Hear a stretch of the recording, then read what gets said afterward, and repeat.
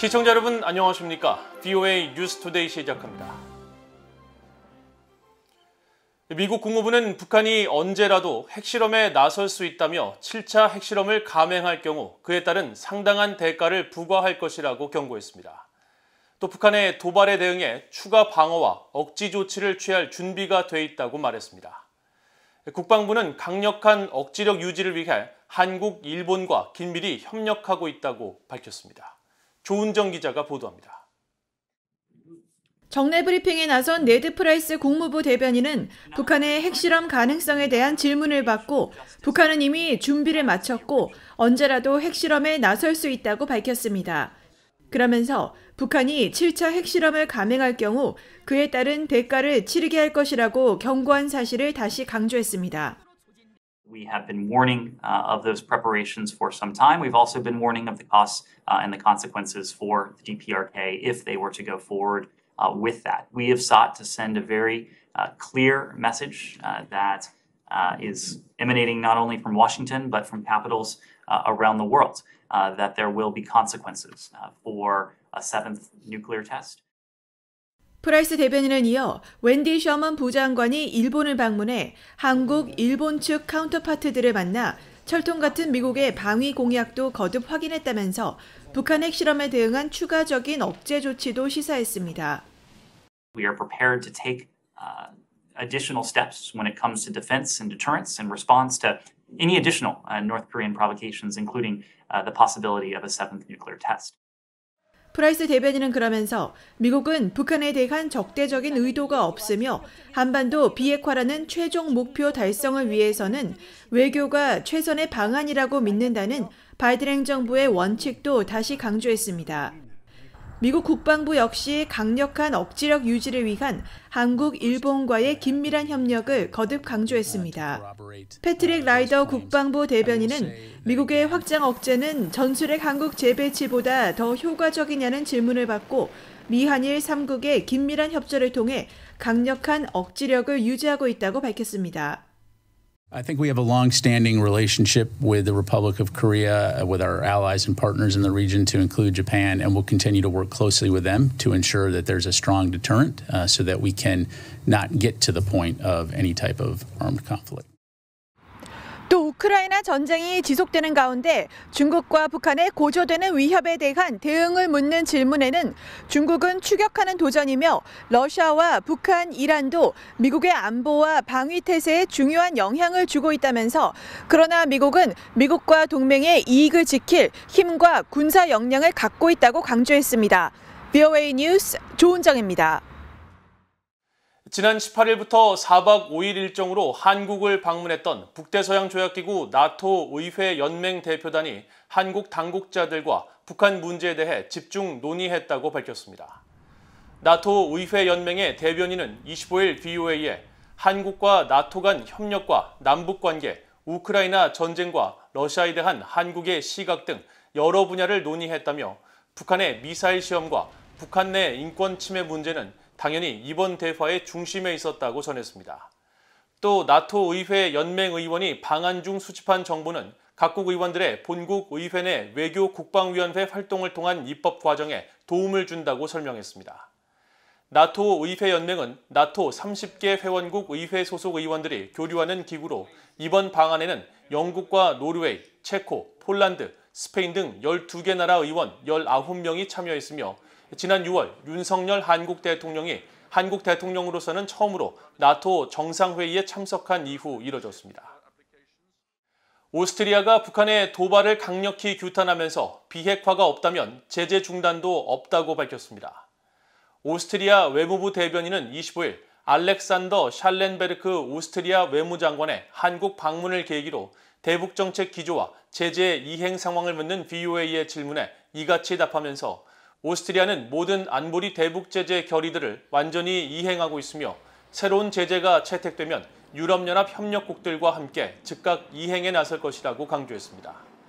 오스트리아 외무부 대변인은 샬렌베르크 외무장관이 앞서 한국의 한덕수 국무총리와 박진 외교부 장관을 만나 한반도의 긴장 고조 상황을 논의했으며 한국의 대북 로드맵 담대한 구상에 대해서도 큰 관심을 보였다고 밝혔습니다.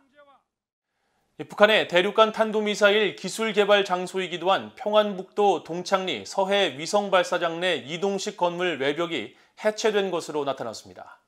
최근 3년여 만의 움직임으로 북한이 실제 로켓 발사를 준비하는 것인지 여부가 주목되는 가운데 동쪽 함경북도 무수단리 동해 위성발사장에서는 대규모 주택단지가 들어선 모습도 포착됐습니다. 함지하 기자가 보도합니다. 제임스 마틴 비확산센터가 공개한 24일자 플래닛랩스의 고화질 위성사진입니다.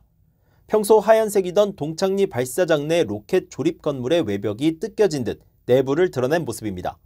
BOA가 11일 촬영된 위성사진을 분석해 이 조립 건물이 원래 위치에서 서쪽으로 약 40m 이동했다고 보도한 이후 약 열흘 넘게 별다른 움직임이 없었지만 이날 한쪽 벽면의 해체가 확인된 겁니다. 북한의 로켓 발사에 이 조립 건물이 필수적인 역할을 하기 때문에 건물의 이동처럼 외벽 해체도 실제 발사를 위한 준비 과정인지 그 배경이 주목됩니다. Where we can see that the North Koreans have all but removed all the wall sidings for the rail mobile structure. So whatever they're going to be doing with that appears to be, at the moment, a little bit superficial. But as time progresses, we'll be able to determine exactly what they're doing. 서해 발사장에서 약 1km 떨어진 로켓 엔진 시험장의 북동쪽 지점에는 폭이 약 12m인 비포장 도로가 연결된 것으로 나타났습니다. 이 도로는 17일부터 조금씩 윤곽을 드러내기 시작해 18일과 20일 사이 도로의 형태를 갖췄습니다. 이 도로를 따라 엔진 시험장의 반대편 방향으로 약 2km 이동하면 동남쪽 해안가 지대로 연결되는데 지난 8월 촬영된 구글어스의 위성사진에선 이 일대에 단층 건물 20여 개가 새로 들어선 모습을 볼 수 있습니다. 이전까진 군부대 막사로 보이는 건물 5개 정도만이 있던 곳이지만 현재는 20개가 넘는 건물들이 형성돼 북한이 이곳까지 위성 발사장을 확장하려는 것인지 주목됩니다.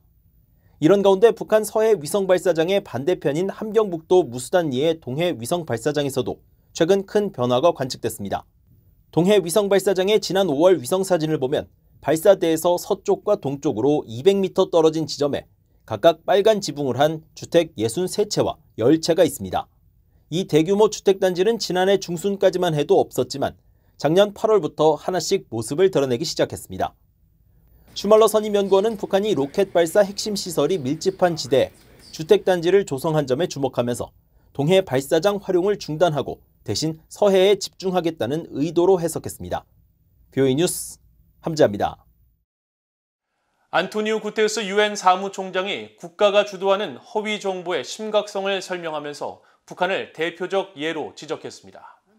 유엔 총회에서 인권을 담당하는 제3위원회 홈페이지에 따르면 안토니오 구테르스 유엔 사무총장은 제77차 유엔 총회에 제출한 무력 충돌 중 허위 정보와 의견, 표현의 자유 보고서에서 국가가 주도하거나 후원하는 허위 정보는 인권과 법치, 민주적 과정, 국가 주권, 지정학적 안정에 잠재적 영향을 미친다며 그 이유로 어감 문제 등을 언급했습니다. 그러면서 이에 대한 부연 설명으로 유엔 북한인권조사위원회의 최종 보고서를 인용해 북한은 어디서든 볼 수 있는 선전과 철저히 통제된 국영언론, 독립적 또는 외부 언론이 없는 극단적인 사례라고 지적했습니다. 구테르스 총장은 의견과 표현의 자유에 대한 권리를 존중하고 보호하며 이행할 의무를 강조하면서 각국은 이런 의무에 따라 허위 정보를 만들거나 유포하는 것을 중단해야 한다고 권고했습니다.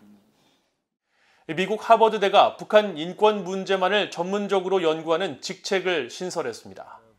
하버드대 케네디 스쿨의 카르 인권정책센터는 최근 홈페이지를 통해 이 같은 북한 내 기술과 인권 담당 리서치 프로젝트를 설명하고 다음 달 3일부터 북한 내 기술과 인권에 관한 스터디 그룹을 6차례에 걸쳐 시작한다고 밝혔습니다.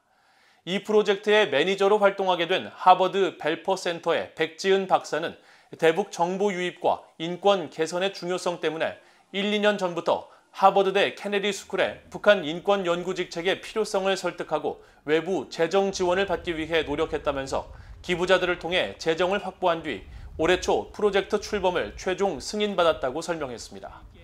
또 다양한 유형의 전문가들을 북한 인권 분야로 유치해 정보 유입 개선 방안을 모색하고 하버드대 북한 인권 연구를 제도화시킬 계획이라고 밝혔습니다.